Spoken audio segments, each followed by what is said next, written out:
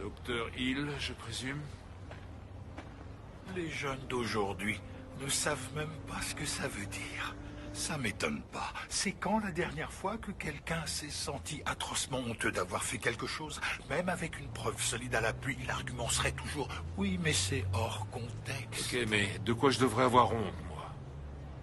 Vous avez passé votre vie entière à rechercher la vérité qui se cachait derrière chaque grand complot, et ce n'est que maintenant que vous découvrez qui je suis. Ou bien ça prouve seulement que vous êtes doué pour vous cacher du reste du monde? Me cacher? Je suis dans le bottin, même si plus personne ne sait ce que c'est de nos jours. Je dois avouer que le peu que je sais de vous, je l'ai appris grâce à une vidéo douteuse sur le net. Oh, et vous avez aimé? C'est moi qui l'ai faite. C'est ma nouvelle plateforme, les fausses fake news. Ça consiste à ne parler que de faits vérifiés, mais présentés de façon à ce que personne n'en croie un traître mot. Dans quel but? Le but ultime.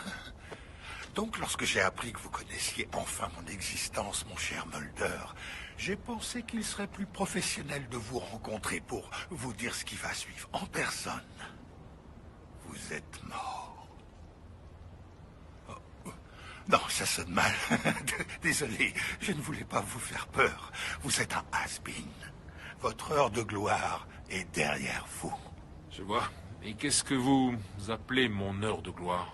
Eh bien, c'est une période au cours de laquelle les gens de pouvoir pensent qu'ils peuvent garder leurs secrets secrets, et ils sont prêts à faire tout ce qu'ils peuvent pour que ça continue.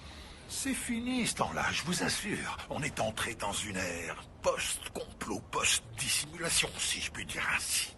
Et ça ne m'étonnerait pas que les jeunes trouvent une formule pour décrire le phénomène. Poco, par exemple. On les entendra dire « Oh, c'est trop poco ». Là, vous regretterez vraiment de ne pas être mort. Tant que la vérité éclate, ça me va. Personne n'en a grand-chose à faire que la vérité éclate. Parce que le public ne sait même plus ce que le mot vérité signifie. Comment ça? Eh bien, je pense que les gens ne sont plus capables de faire la différence entre ce qui est vrai et ce qui est faux. Je crois qu'il y a toujours une vérité objective, une réalité objective. Oui, alors...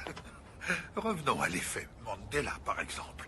Eh bien, dans le temps, je ne serais jamais venu ici et je vous aurais jamais avoué que je suis tout à fait capable de modifier la mémoire collective. Cela aurait voulu dire que je pouvais aussi contrôler le passé. Et si c'est exact, alors comme le disait Orson Welles, celui qui contrôle le passé contrôle le futur. C'est George Orwell qui disait ça. Pour le moment. Enfin bref. Le plus important, c'est que je peux vous parler de tout ça ouvertement, parce que je me fiche que quelqu'un nous entende. De toute façon, personne ne saura s'il doit y croire ou pas. Pour être honnête, moi j'y crois pas une seconde. Bien, pensez ce que vous voulez, c'est ce que tout le monde fait déjà de toute façon. Vous ne faites que prouver ce que je dis, crétin. Quoi? Mais je dois avouer que vous avez raison. Je ne peux en effet manipuler l'esprit de personne. Et puis entre nous, je n'en ai pas vraiment besoin. Il suffit seulement que quelques-uns soient convaincus que c'est possible. Ensuite, il ne me reste plus qu'à semer les graines de l'incertitude. Tout ce qu'il faut en réalité, c'est un ordinateur. C'était ça votre but, la propagation de fausses informations sur le net? Peut-être bien. Vous savez, notre président actuel a dit quelque chose d'une grande profondeur. Il a dit « Personne n'en a la certitude ». À quoi faisait-il allusion? Qu'est-ce que ça peut faire?